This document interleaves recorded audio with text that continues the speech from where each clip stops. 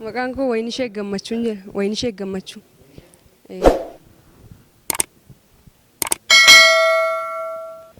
Miltuu honneeti yaa godhee koo yaammadhee daawwiif lafa walloo farda koo yaabbadhee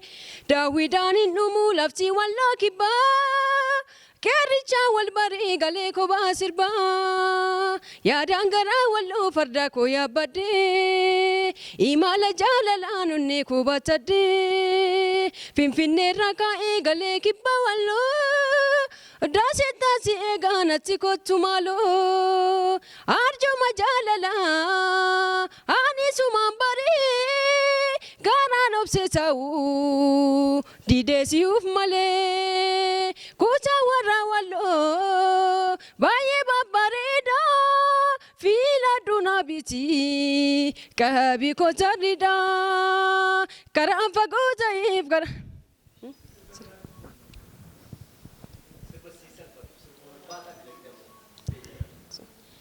Anko baha ko tae no fitina sasa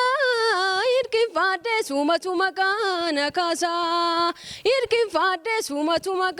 ko kasa anko baha ko tae no fitina sasa irkin fade suma kana kasa irkin fade suma ko kasa bae bue adanana anko bakia nan barisa Manasta ankobakia achinoli